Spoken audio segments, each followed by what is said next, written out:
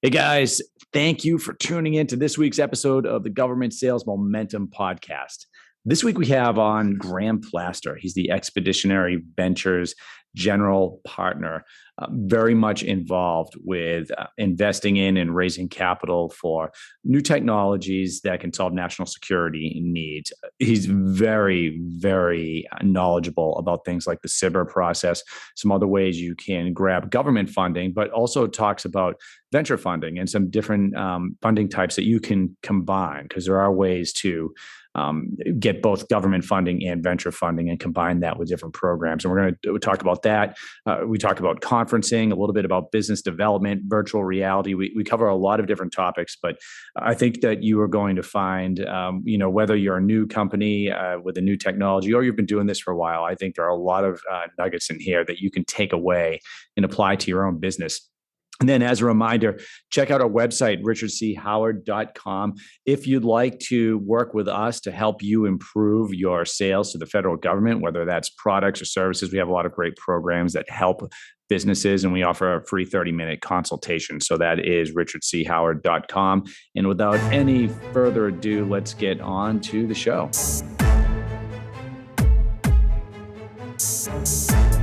All right. Well, thanks for listening to the Government Sales Momentum Podcast. Today, I've got Graham Plaster on. He's the general partner of Expeditionary Ventures. He's done a ton of work in the federal sector, helping national security, working with different companies, familiar with SBIR, more than familiar, and it has a lot of great points. I've been following him on LinkedIn for a while and want to welcome you to the show here, Graham.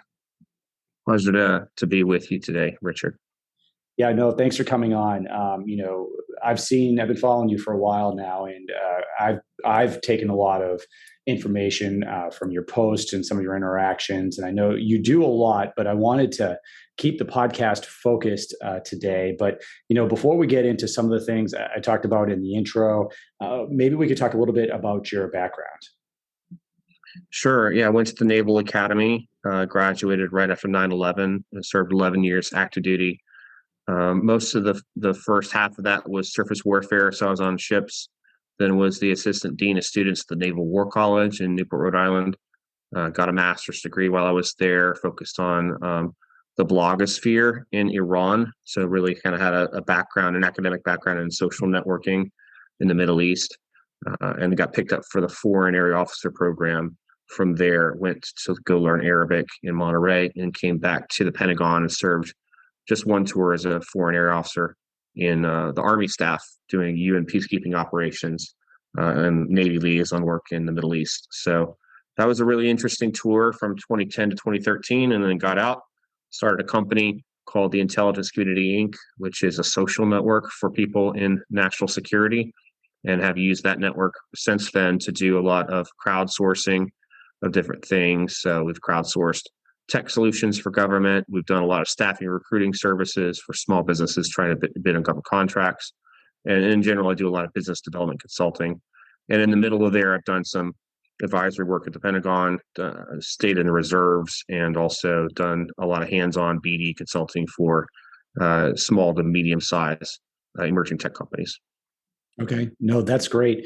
Also, it just shows a lot of the credibility that you bring to the table here. Not only, often we'll grab and find business developers that do really well, but when you combine that with your type of background, that really, it really shows a complete understanding, especially when we're talking about the Department of Defense and some of the efforts that they're in need of, how you go and you contract with them, the right people to talk to. But I thought, right now for a lot, it's January of 2022. And for a lot of the companies that listen to this podcast, it's SBIR season. We have a couple SBIRs coming up, one with the Air Force that I know a lot of people are targeting.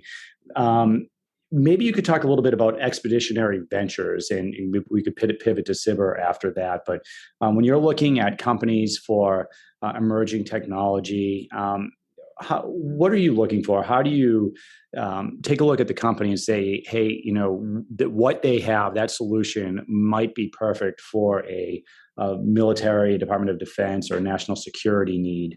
What does the process go through? And, what would companies, what do you think would benefit them as they're thinking about their offering and if it would make sense for something like this? Sure. And I'll give you a little bit more background on Expeditionary Ventures. So a couple of years ago, based on the social network that I built up, I thought it'd be great to host an event in DC, kind of like a Shark Tank event, to allow emerging tech companies to pitch solutions to investors who are interested in growing the next unicorn startup in the defense sector, right? And so I was getting ready to organize this event, and then COVID happened. So we backed away from doing it as a live event. Meanwhile, another event that was based out of Fort Worth, Texas, called America's Future Series, which has been running for 10 years, was getting underway. And they reached out to me and asked for some help. And I basically pivoted all of my energy to help them run an online event, which was similar. And that was over a year ago. We brought together over 100 startups and a bunch of investors online for a pretty awesome event. And America's Future Series continues to do wonderful events with military leaders and defense innovation.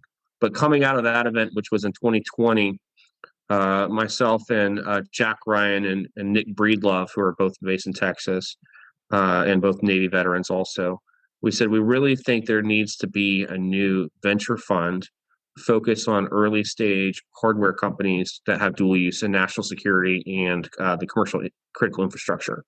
And the reason why we think this needs to exist is because a lot of investors kind of cluster around cybersecurity and AI, more pure software companies, and more towards the growth phase after companies are already kind of through a lot of the what we call the valley of death. Mm-hmm.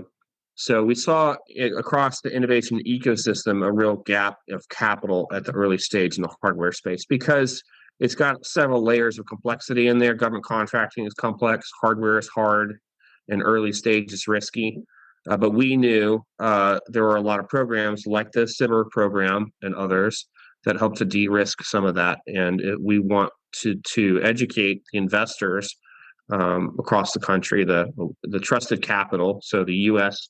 capital market, about how to de-risk those investments and stimulate a lot of growth in those entrepreneurial circles. So we began the process of raising a $150 million fund for Expeditionary Ventures.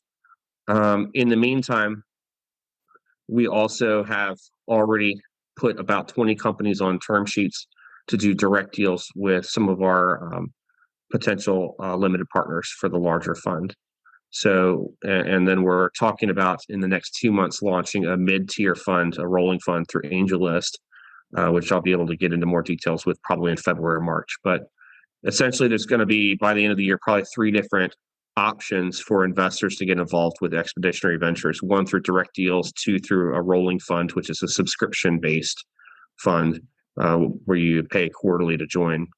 And then the larger $150 million fund will be for family offices and high net worth individuals to join. But the thesis for that fund is, like I said, early stage startups with hardware already generating some revenue. It doesn't have to be a lot. It could just be a phase 1 SIBR, and with an interest in dual use. So that means national security and commercial. And we think increasingly that commercial use cases overlap with national security because technology is everywhere. It's ubiquitous. So, in the past, maybe there was more of a pure delineation between things that were military or national security and things that are in the private sector. But nowadays, technology is everywhere. So we think that there's a lot of argument to be made for most things that are in the national security interest to also have scalability commercially. Sure. Yeah, no, those are great points. What do you think? You mentioned some other programs aside from SBIR, right? So SBIR sounds like it lines up with what you're talking about, especially when you're talking about investing, outside of the government. There are some programs like StratFi and TACFi where you can take some of that investment and couple that with government dollars. What are some of the other programs that you think make sense for these type of companies? Well, for an emerging tech company, of course, you can look at things like the national laboratories. You can look at DARPA and IARPA. You can look at broad agency announcements, which are the contracts that come out basically not looking for a specific solution, but having kind of a bunch of general categories you can pitch ideas at. Of course, you can work through National Security Innovation Network, INSIN, or Defense Innovation Unit. They have a number of programs like hackathons and hacking for defense and things like that that are designed to bring in new ideas.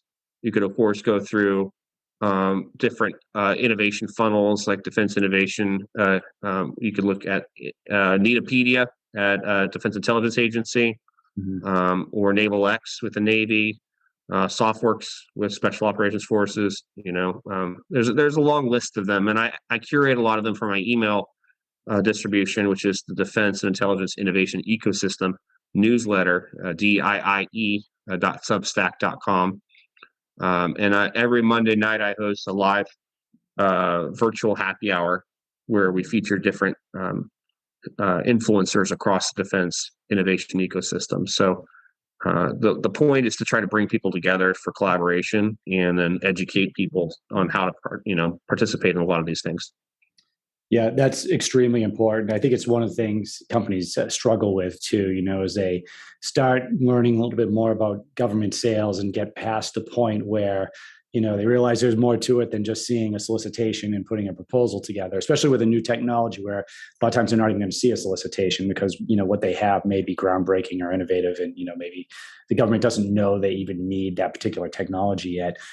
Getting to the point where you're matching them with decision makers, actually talking with the program managers and the engineers within the government and within some of these companies is extremely important. So I can see how, attending your happy hours, maybe subscribing to your newsletter, things like that could really be informative for a lot of these companies that, it could be really hard to do what you're doing, right? Like curating that information.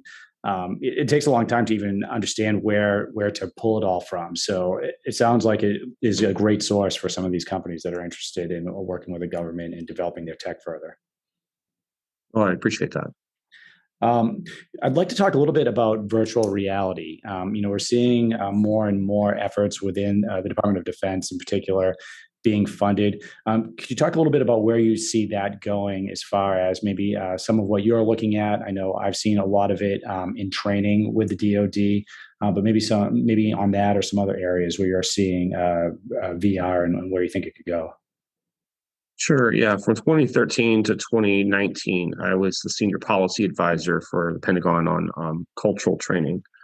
And one of the things I saw happening was that a lot of the language and culture training was taking place in these ISO immersion villages, where you'd have actors and role players and language speakers, and these generally were pretty expensive to operate. You'd have to fly a unit to the camp and have them put them up in hotels or on a base and have them run through scenarios.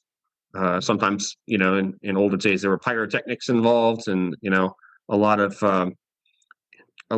great experiences, but in a lot of ways it was not real because it was basically manufactured. Mm-hmm. And also it was hard to scale across the total force. So when you're talking about trying to give people contact hours, hearing other languages spoken around you, one of the great opportunities is 360 video. And so I went to South by Southwest in 2018, and my goal was to see all of the different companies that might be able to offer 360 video experiences that could be integrated into a language learning environment, language and culture learning environment. So not necessarily replace the ISO immersion villages, but at least to augment it and scale it to units that couldn't necessarily take the time or the money to fly to one of these training experiences. And so one of the things I saw was that a lot of the AR, VR solutions that companies were trying to sell into government, first of all, in order for AR, VR to really scale and be popularized, it needs big enterprise clients because of, once again, the cost of getting hardware off the ground. Hardware is hard. And it's, generally speaking, AR, VR requires hardware purchases.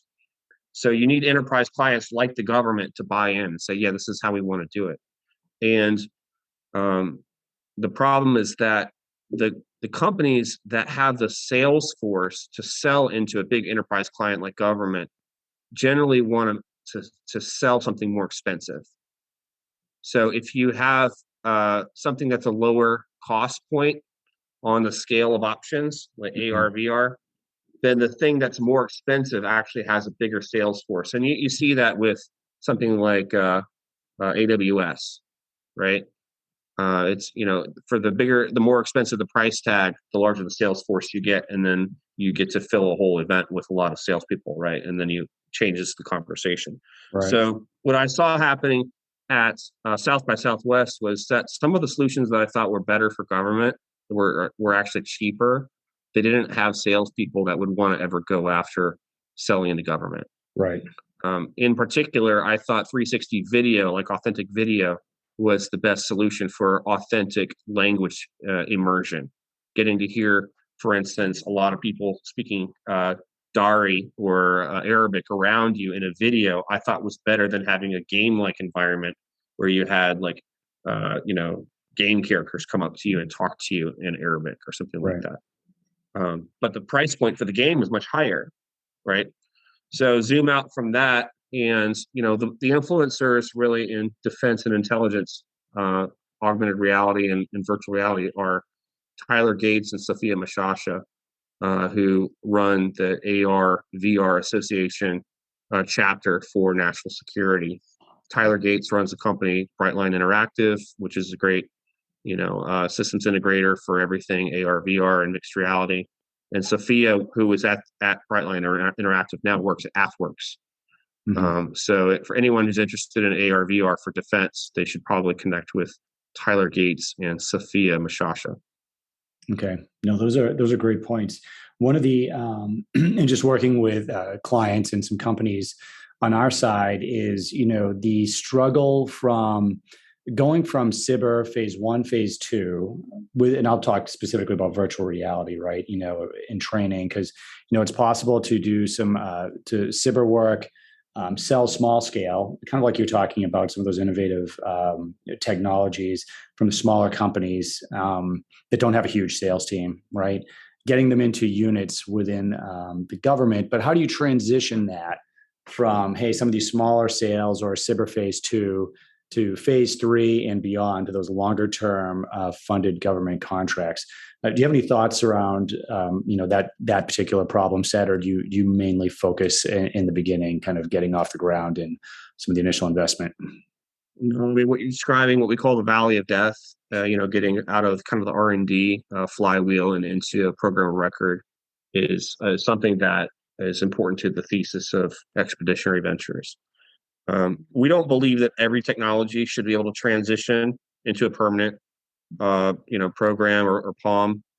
On the other hand, a lot of good things are left in the cutting room floor that the warfighter might have loved to at least try, right? And so the question is, how can you create that environment where you or myself, when we were on active duty, could have had an opportunity to try out things that were in development and say, yes, I want this, and create a demand signal. In general, that's what every entrepreneur is looking for, is that DevOps opportunity, is to get their thing that they have into the hands of an operator and get feedback. Right. And they also are looking for, if it's a good product, that end user to not just provide feedback, but to create a demand signal. Because as soon as they create that demand signal, all kinds of doors can open as far as making it to the next step. So if you're going through the SIPR process, one of the most important things is you got to get, a letter of interest from a unit somewhere showing, yeah, if you make this or more of this, I want it. I might like to buy it, right? Well, how's an entrepreneur supposed to do that if they don't know anybody in the military, right? So it's something that we do care about. I think if you look at the success rate in Silicon Valley, not every startup succeeds. A very low, number of startups actually succeed. If you look at the success rate at DARPA or IARPA, it's a high risk, high reward system. Not every innovation succeeds, and they shouldn't. But on the other hand, we should create mechanisms that if something should succeed, it does succeed. Yeah, no, absolutely. It's funny because just talking about that one piece of, hey, how does the company get that letter of interest from the government, right? That doesn't know anybody in the government or the Right. military. And just for those listening, just one thing that we found useful is, you have to be beyond the stage where it's just an idea. But if you are, selling commercially and looking to, maybe modify or innovate to get it in the hands of the government, going to some of the military sponsored conferences. That is a great way to, if you can actually bring your product there, because as you're aware, a lot of times they're not targeted towards industry. I'm not talking about those conferences, but something more like ATA, for instance, which is targeted at the tanker airlift community, where they're going to be going through their officership building briefs throughout the day, but then at night they're going to have a nice industry event where they'll be walking around with cocktails, but you have all the industry booths there. That's a great place if you do have one of those technologies, because now all of a sudden you have the user, but you also might have the requirement generator, like the wing commander, someone on staff, colonel level, and you also have flag officers and contracting personnel walking around. So it's a great place if you have something hot or something that is really solving a solution. You're going to see a lot of those different personnel circling the wagons, and you can then from there turn that into letters of interest, memorandums of support for a phase two, et cetera. So no, those are great points. I was wondering, just on that note, do you have, because we were talking a little bit about events, do you have, and you were at South by Southwest, do you have any conferences that you might recommend for the tech company that's looking to go down this path? Yeah, I mean, there's a million of them, really. So, all the events that are hosted by America's Future Series are excellent. They're all Mhm. online, so you can just Google America's Future Series. I'm helping to put on a VIP event at South by Southwest this year in March, and it's open for tech companies to come and participate or even sponsor. And you can find out more about that on my listserv on diie.substack.com. I'll be putting out a lot of information about it as we get closer to March. And then, of course, different trade associations, like you kind of hinted at. NDIA is great. Um, you know, uh, the Association of the Army, with their big event that they host, and then also AFCEA and INSA. Of course, the industry days, if people want to go to those, you can find out about those on sam.gov, Sure. or if you have a Government account. There's more events to attend, both virtual and live, than anyone could ever do. But there's some goodness in just showing up to that stuff and pounding the pavement.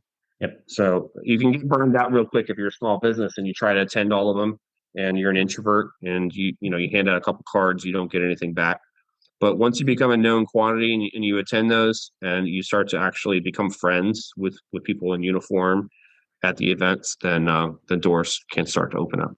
Yeah, I agree. It's a huge part of relationship building and putting in the effort. You're right. You can't attend all of them, but I think picking a few to attend each year, maybe on a regular basis, it could be a great thing. And then we'll also list in the show notes for anyone that wants to check out anything that you've talked about during the podcast, so they can make sure they've got a link to all of that. Just in closing, want to know if you had any, last things to say about either expeditionary ventures, or that you want to put out there to maybe the small tech startup community about DoD sales. Yeah, if anyone is looking to raise money for their company and they kind of fit that category of, you've already made a little bit, but you want to raise some to try to get over the valley of death, and you got some sort of hardware component. You can reach out to us through expeditionary.vc, or you can connect with me on LinkedIn. Happy to take a look at your pitch deck and kind of point you in the right direction. If we're not a good fit, we can kind of vector you towards another venture fund. Taking venture isn't for everybody. If you are really working on growing as, for instance, an SCVOSB or an 8A company, think about it like this. As soon as you take venture investment, then you're thinking in terms of selling your company eventually. You're diluting your equity, and you're thinking in terms of exit strategies where you might want to get rolled up into another company and 5 to 10 years, because your investors are going to want to get their money back eventually, right? So venture is not for everybody. Maybe there's ways that you can just borrow money and hold on to all of your equity if you're thinking in terms of passing your company down or something like that. But yeah, happy to talk to companies that would like to take investment and help them scale. No, that's great. And you answered my last question, which is how can they contact you? So we've got there as well. If you do want to contact Graham, again, this will all be in the show notes. You guys can click on it. Graham Plaster, thank you for taking some time to talk a little bit about Expeditionary Ventures and go through your background. A lot of insight, I think, not just on my part, but a lot of the people listening to this today. Thanks, Richard, for the opportunity. I really appreciate it. Awesome. Thanks again. Cheers.